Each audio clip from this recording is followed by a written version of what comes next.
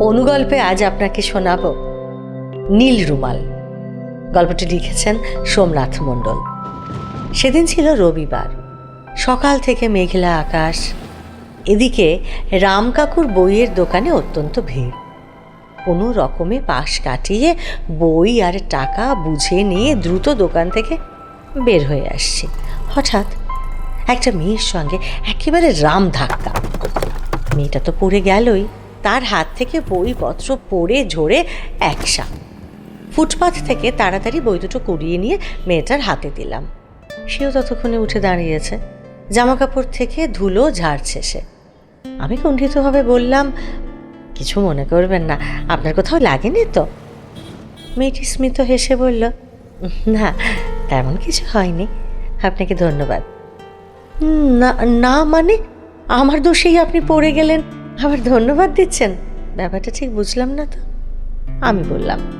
মেয়েটি হেসে বলল, বইগুলো তুলে দেওয়ার জন্য ধন্যবাদ দিলাম, ফেলে দেওয়ার জন্য নয়। মেয়েটির ওড়নাটাও ফেঁসে গেছে, কোনো রকমে সামলে নিয়েছে সেটা। সেদিকে তাকিয়ে বললাম, ইস আপনার ওড়নাটা। মেয়েটি মুখের কথা কেড়ে নিয়ে বলল, আপনার ডান পায়ের জুতোর স্ট্র্যাপটাও কিন্তু ছিঁড়েছে।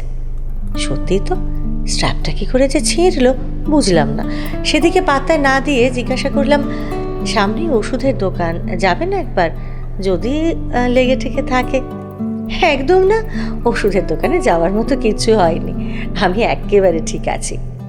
মিষ্টি হেসে বলল মেয়েটি।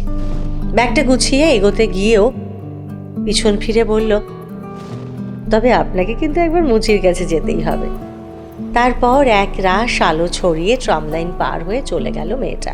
হঠাৎ খেয়াল করলাম তার নীল রুমালটা ফেলে গেছে সে। সব গুছিয়ে নিল আর এটা দেখতে পেল না।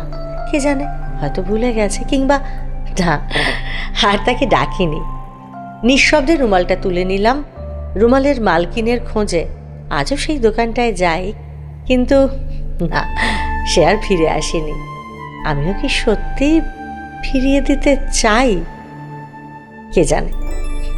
আপনারা আমাদের এইরকম আরও অনুগল্প লিখে পাঠান। আমাদের পছন্দ হলে অবশ্যই আমি পড়ে শোনাবো। সঙ্গে থাকুন আর শুনতে থাকুন নটার গল্প, গপ্পে গপ্পে জমজমাট।